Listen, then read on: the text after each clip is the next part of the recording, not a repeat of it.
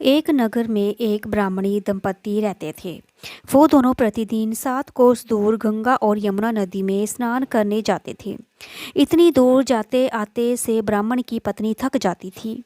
एक दिन उसने अपने पति से कहा कि हमारा एक पुत्र होता तो कितना अच्छा रहता। पुत्र के बहू आती तो हमें घर वापस जाने पर खाना बना हुआ मिलता और बहू घर का काम भी कर लेती। अपनी पत्नी की बात सुनकर ब्राह्मण ने कहा कि तूने बात तो सही कही है, चल मैं तेरे लिए बहू ला ही देता हूँ। ब्राह्मण ने कहा कि एक पोटली में आटा डालकर कुछ मोहरे रख दे। ब्राह्मण ने कहे अनुसार उसने पोटली बांध कर दे दी और पोटली लेकर ब्राह्मण चला गया। ब्राह्मण सफ़र के दौरान यमुना के किनारे बहुत ही सुंदर लड़कियां दिखाई दी। वो रेत में घर बनाकर खेल रही थी। उनमें से एक लड़की ने कहा कि मैं अपना घर नहीं बिगाड़ूंगी, मुझे तो रहने के लिए ये घर चाहिए।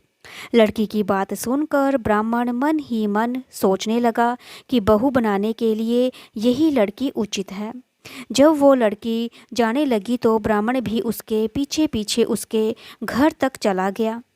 वहाँ जाकर ब्राह्मण ने उस लड़की से कहा, बेटी, कार्तिक मास चल रहा है, इसलिए मैं किसी के घर खाना नहीं खाता।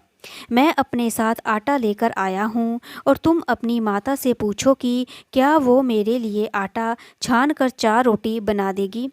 यदि वो मेरा आटा छान कर रोटी बना देगी तो ही मैं रोटी खा लूँगा। लड़की ने जाकर अपनी माँ को ये सारी बात बताई। माँ ने कहा, उचित है, जाकर ब्राह्मण देव से कह दो कि वो अपना आटा दे दें और मैं रोटी बना दूंगी।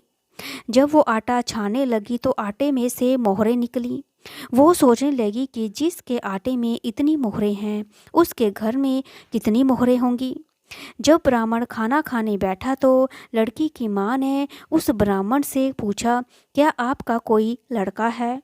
क्या आप उस लड़के की सगाई करने जा रहे हो?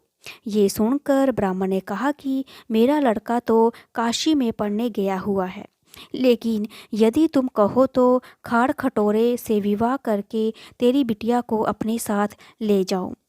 लड़की की माँ ने कहा, ठीक है ब्राह्मण देव। इस पर लड़की की माँ ने लड़की की खाड़ खटोरे से शादी करके ब्राह्मण के साथ भेज दिया।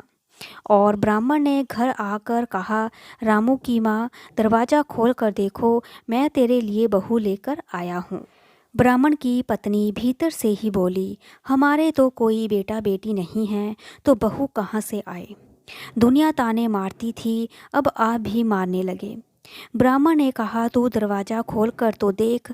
जब ब्राह्मणी ने दरवाज़ा खोला तो सामने बहू को खड़ा देखा। उसने बहू का स्वागत किया और आदर सत्कार से अंदर ले गई।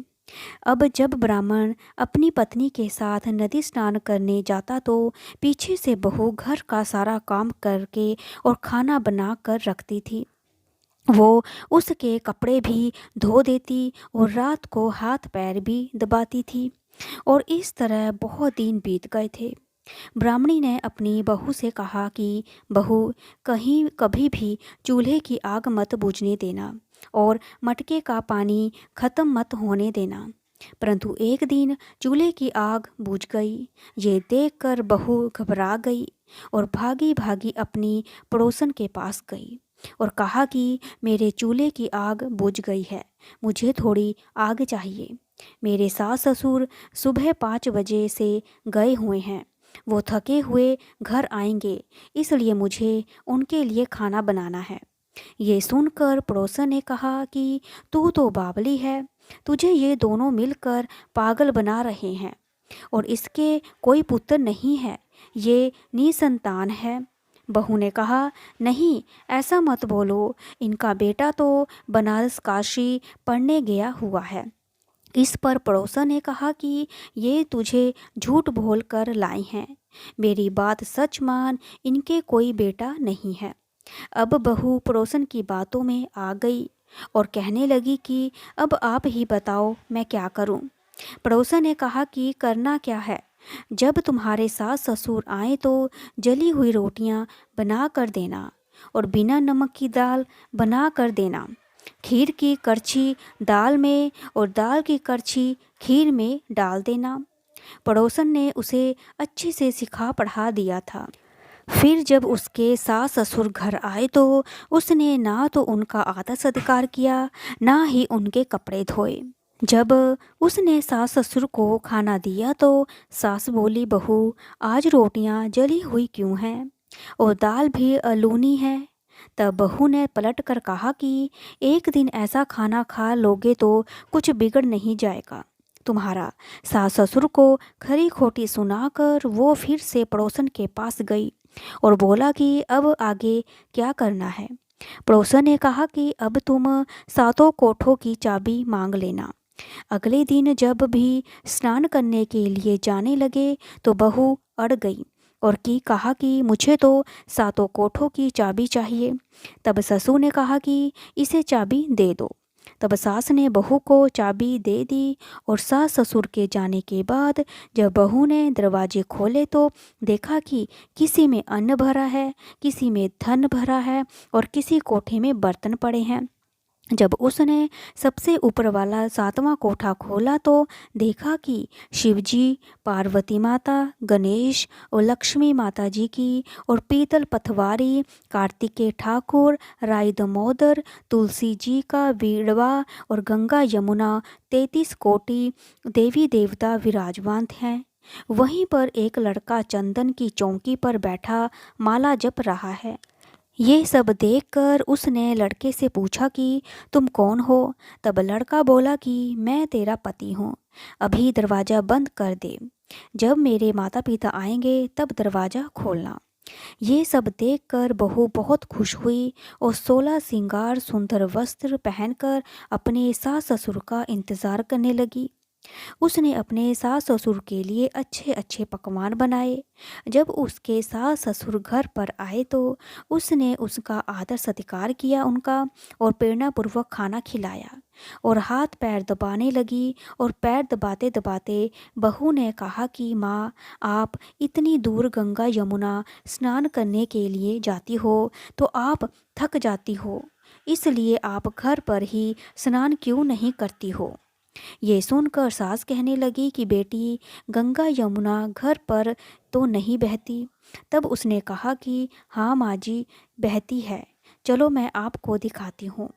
तब बहू ने सातवां कोठा खोलकर दिखाया तो उसमें शिवजी, पार्वती जी, गणेश जी, लक्ष्मी जी, पीपल पथवारी, कार्तिकेय ठाकुर, राई दामोदर, तुलसी जी का वीड़वा, गंगा यमुना बह रही है और 33 कोटि देवी देवता विराजमान है। वही चौकी पर बैठा एक लड़का माला जप रहा है। माँ ने उसे देखकर कहा कि बेटा, तू कौन है। लड़का बोला, माँ मैं तेरा बेटा हूँ। जब ब्राह्मणी ने पूछा कि तू कहाँ से आया है, लड़के ने जवाब दिया कि मुझे कार्तिकेय ने भेजा है। माँ ने कहा, बेटा ये संसार कैसे मानेगा कि तू मेरा बेटा है। माँ ने कुछ विद्वान पंडितों से मदद मांगी। पंडितों ने कहा कि इस पार बहू बेटा खड़े हो जाएं और उस पार माँ खड़ी हो जाए। माँ ने चमड़े की अंगियां पहनी हो और छाती में से दूध की धार निकल कर बेटे की दाढ़ी मूछ भीगे और पवन पानी में गठजोड़ा बंधे, तब मानेंगे कि यह इस माँ का ही बेटा है। उसने ऐसा ही किया। चमड़े की अंगियां फट गईं और छाती में से दूध की धार निकलकर बेटे की दाढ़ी मूछ भीग गई। पवन पानी से बहू बेटे का गठजोड़ बंध गया। ये सब देखकर ब्राह्मण और उसकी पत्नी की खुशी का ठिकाना ना रहा। तो ये थी कार्तिक मास की कथा।